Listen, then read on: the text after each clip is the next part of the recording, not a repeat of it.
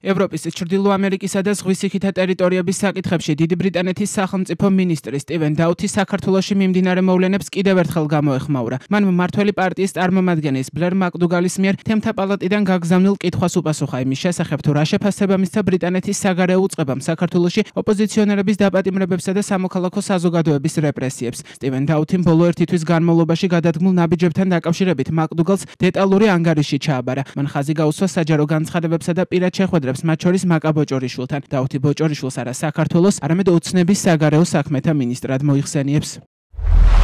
სერიოზულად შეშფოთებული ვარ რამდენიმე ცნობილი ქართველი ოპოზიციონერი მოღვაწისთვის ბოლო დროს დაკისრებული სასჯელით. ეს სასჯელები აშკარად პოლიტიკურად მოტივირებულია და მიზნად ისახავს პოლიტიკური ოპოზიციის მომავალ არჩევნებში მონაწილეობის დაბლოკვას. 23 ივნისს მოუწოდე ქართულ ოცნებას შეეწყვიტა სასამართლოების ბოროტად გამოყენება განსხვავებული აზრის ჩასახშობად და გაეთავისუფლებინა ყველა პოლიტიკური პატიმარი. გარდა ამისა, საგარეო საქმეთა თანამეგობრობისა და განვითარების ოფისმა 30 ივნისს დაიბარა საქართველოს ელჩის მოვალეობის შემსრულებელი, რათა ნათლად გამოეხატა გაერთიანებული სამეფოს მტკიცე წინააღმდეგობა საქართველოს სულ უფრო მავნე ტრაექტორიის მიმართ. ჩვენ კვლავ ყურადღებით ვაკვირდებით საქართველოში გაუარესებულ სიტუაციას. 1 ივლისს მევუხელმძღვანელეს საგანგებო შეხვედრაზე მსგავსი შეხედულებების მქონე ევროპულ დემოკრატიებთან საქართველოზე, რათა განგვეხილა სიტუაციის შეფასება და რეაგირების ზომები.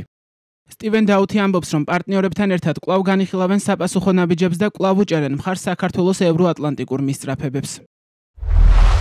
15 მაისს გამოვთქვით ჩემი ფართომასშტაბიანი შეშფოთება სამოქალაქო საზოგადოებისა და მედიის შესახებ ბოლო დროს მიღებული რეპრესიული კანონმდებლობის შეკრების, თავისუფლების შეზღუდვისა და თვითნებური დაპატიმრებების, ასევე ქართული ოცნების მაღალი რანგის წარმომადგენლების მხრიდან მზარდი ანტიდასავლური რიტორიკის შესახებ. 18 ივნისს საქართველოს მეხუთე პრეზიდენტ ზურაბიშვილთან განვიხილეთ ჩემი შეშფოთება ქართული ოცნების მიერ სამოქალაქო საზოგადოების, მედიისა და ოპოზიციის ხმის შეზღუდვის შესახებ, რეპრესიული კანონმდებლობის შესახებ და გამოვხატეთ ჩემი მხარდაჭერა მისი საქმიანობის მიმართ საქართველოში დემოკრატიის მხარდაჭერად. 26 ივნისს ჩვენმა ელჩმა საქართველოში ქართული ოცნების საგარეო საქმეთა მინისტრ ბოჭორიშვილთან გამოთქვა შეშფოთება სამოქალაქო საზოგადოებაზე, მედიასა და არასამთავრობო ორგანიზაციებზე თავდასხმების შესახებ. ჩვენ ვაგრძელებთ სხვადასხვა ვარიანტების აქტიურად განხილვას ჩვენს პარტნიორებთან თანამშრომლობით, რათა ვუპასუხოთ უახლოეს ქმედებებს. გაერთიანებული სამეფოს მხარდაჭერა საქართველოს ევროატლანტიკური მისწრაფებების მიმართ ურყევი რჩება და ჩვენ მზად ვართ დავეხმაროთ მას ევროპული ღირებულებებისა და დემოკრატიული ნორმების დაბრუნებაში.